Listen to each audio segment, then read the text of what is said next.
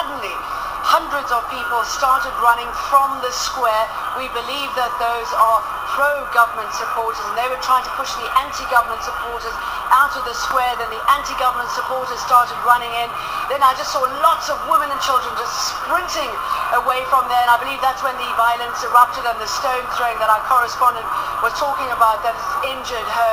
There is no sign of the army on the streets. They're holding back. That white smoke that you're talking about, I do believe it is tear gas. It certainly looked like tear gas from here, and we saw people sprinting away from there.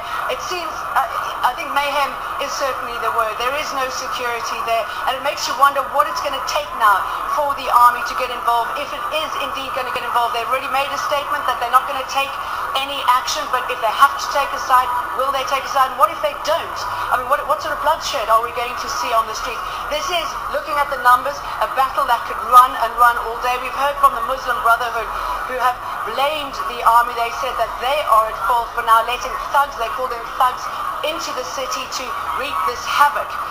A war of words will always continue between the political groups, but for the moment it seems that the public themselves need protection on the ground there in Tahrir Square, whichever side they're from, Jane, and there's obviously no sign of the army.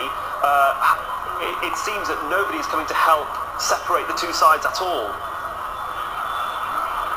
No, I mean, the army said a little bit earlier this morning, they said, look, don't come home. We believe that there is going to be violence. And they also said that your message has been understood by the regime. A clear message to the anti-government supporters that it's time to go home. It's time to end this now. We spoke to quite a few people before this all erupted, and they were saying to us that, look, Mubarak has made these concessions. We know that he's going to go away. It's not ideal. We don't like him any more, any less than you do, but let's give this process a chance. It is time for Egyptians to return back to their jobs, the children to go back to schools. And the result, I'm afraid, is this. The anti-government supporters didn't get that message. They're determined to stay regardless. And the regime has now taken its stance. They said, right, if you don't get that, our supporters are going to take to the streets. And this is what we are now seeing. Indeed. Just stay with us, Jane. We can join one of our other correspondents who's in the middle of that melee there that you can see the clashes between pro and anti-Mubarak supporters. I believe you're with the pro-Mubarak supporters. What's going on there right now? Yes, I'm in the middle of roughly a few hundred pro-Mubarak supporters. It's interesting to note here that leading that protest is a car carrying a speaker sound system, playing exactly the same patriotic songs that the anti-government protesters have been playing, but driving that truck are uniformed police officers. Guarding that truck are uniformed state security Dawla police officers. Something that we haven't seen guarding the anti-government protests, obviously.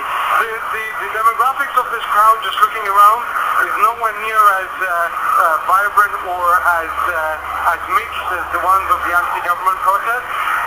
This protest has congregated right outside the state-run television headquarters. Obviously, we haven't seen any state media, the Egyptian television reporters or camera personnel filming Tahrir Square or filming the anti-government protesters. It seems like the pro-Mubarak demonstration is trying to congregate outside the state-run television so that it could appear on Egyptian television that there is a sizable amount of support. But by all accounts, it is nowhere near the same size as the anti-government demonstrations we've seen.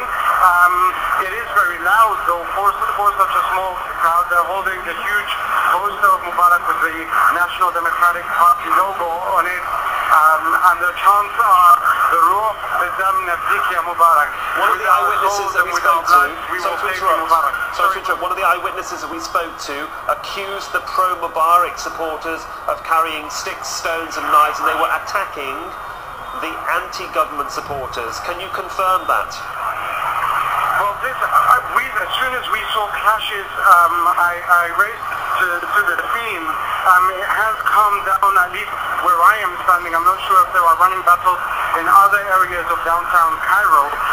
But it is important to note here, at least from what I'm seeing, this is a pretty disorderly group of people.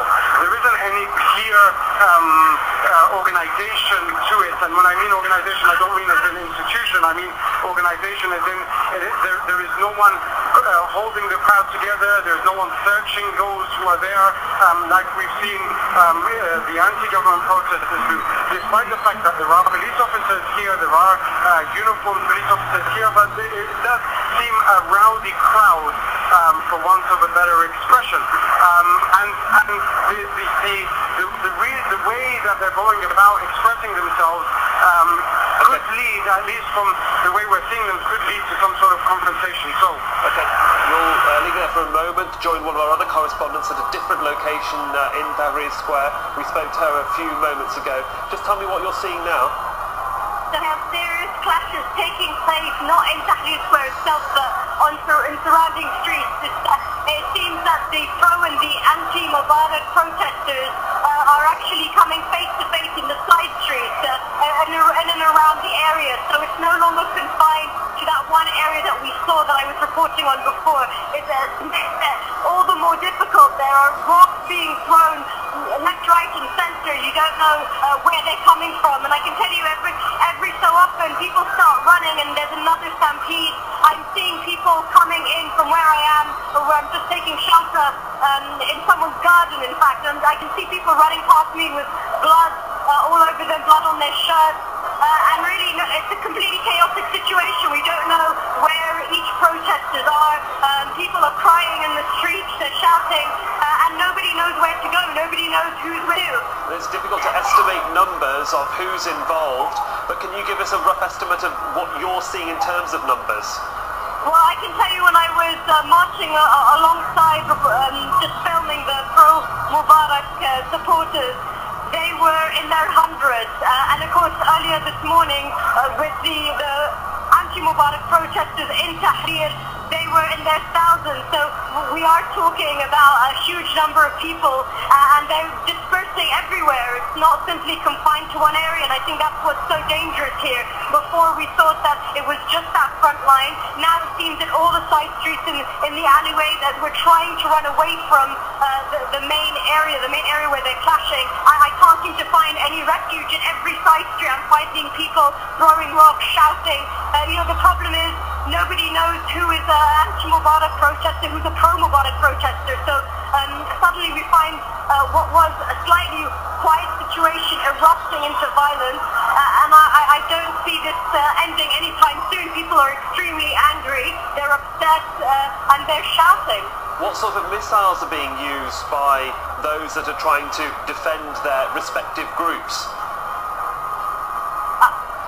I can't see anyone really trying to defend themselves with anything except for just trying to get out the way and run. What I'm seeing very clearly are rocks being thrown in the air, and I saw some gas earlier on. But in terms of weapons, certainly in these side streets where I am, there doesn't seem to be any of that. Now I can tell you that people are moving back towards the square. The pro-Mubarak supporters, they're moving back towards the square. Every so often they run back, which causes mayhem, and then they regroup and go towards the center again.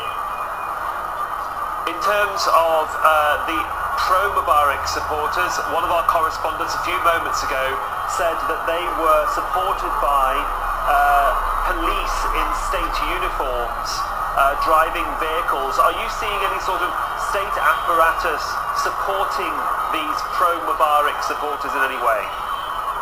I can't see that from here, but bear in mind that I am very much in the front line, if you like, of these clashes. I know that they're going on behind me, and more people are coming and joining, but I am literally just there where it's all happening at the epicenter, and there, I mean, I can't see any room really for security forces. If there were any police here, that would be very evident, and I think it would be even more of a problem. So perhaps that is happening where our other correspondents are reporting from on the outskirts, but here, right here, we're in the center of the clashes. I can't see any security officials. Well, for the moment, thanks. We'll just join one of our other correspondents there in Tahrir Square. We've got Reuters news agency saying at least 10 have been hurt, and they've called pro-Mubarak demonstrators have clashed with anti-government demonstrators, and the anti-government demonstrators are calling for the army to intervene. Any sign of that?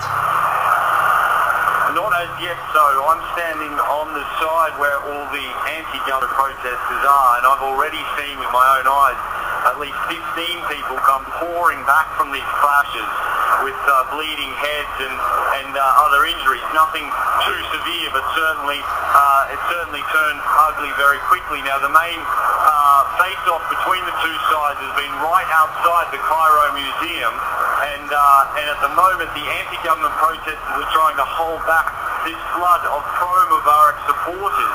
And I just spoke to one journalist who had come down through that side, and he said that there was a crowd of at least 10, 15, maybe 20,000 pro-Mubarak supporters who were all trying to pour down that street past the Cairo Museum into Tahrir Square. Now obviously the exact number of anti-government protesters here in the square is probably around the same, but they're spread right throughout the Tahrir Square. So at the moment there's this face-off across this street, which is probably about 100 metres wide, and there have been some very violent clashes there. I haven't seen anything that would suggest any weapons more severe than rocks and sticks and this kind of thing, but it's certainly causing quite a few injuries, and it's certainly leaving a lot of people wondering what's going to happen here. And I can understand if you're hearing reports that the anti-government protesters are calling on the military to intervene. I can see why that would be, because this was a very peaceful protest down here today. It was also a very peaceful protest here yesterday for the entire day, with some estimates of 1 million people gathered together. And now today, with this flood of pro-Mubarak supporters, it has very, very quickly turned violent. Now the army has said 2 days ago that they were here to protect the people. So I guess the people who have been protesting very peacefully for a few days now would be wanting to see that in action, because at the moment they very much could be in need of some protection. Of course, the military is not exactly a force that is to deal with crowd control. That is usually the job of the police, but at the moment we don't have any police. We only have military, who thus far, from what I've seen, haven't got involved at all. Well, let's rejoin one of our other correspondents there on the ground, talking about the running battles in the side streets of Tahrir Square. Just bring us up to speed with what you're seeing right now. Well, just in the last few seconds, I've seen an army tank move down the street where I'm in, which is, I think, one of the main streets where all this is happening. They've positioned themselves horizontally on the road. They're trying to stop the people, the protesters that I'm with, which are the pro-Mubarak protesters. They're trying to stop them from getting any further. That doesn't seem to be stopping the people here. They're continuing to throw rocks, shout, throw anything they have towards the army tank, really, but really trying to get past the army tank to Tahrir Square and to the anti-Mubarak protesters. I get a serious escalation here in what's happening, with the military now getting involved. They've got out of their tanks, they're standing on their tanks. They're not armed, they don't have their weapons on them, but they are standing up, holding up their hands, telling everyone, stop, stop, kifaya, stop. What sort of numbers are we looking at the moment that are clashing? I mean, in front of me, it can't be less than 500, 600 people that are standing on the side of the tank where the protesters that are supporting Mubarak. I can't see the other side, so I can't see how many of the anti-Mubarak protesters are there, but continuing. They keep throwing rocks towards them. In fact, I can see now a group of people holding more rocks, trying to go towards the tank and asking people to join in and throw things across. From those that have been injured, those that you've seen, what sort of injuries have they incurred? Well, I saw people who I assume were concussed. They were on the floor. They had fainted. I saw people with a lot of head injuries, bleeding heads, and they had blood on their shirts. So I'm not sure where exactly that came from. I saw a woman who had fainted. Nothing very serious. I didn't see anything very serious or anything that could have come from live ammunition. But certainly, at the end, when we were running back, there was a stampede, so a lot of the people who were involved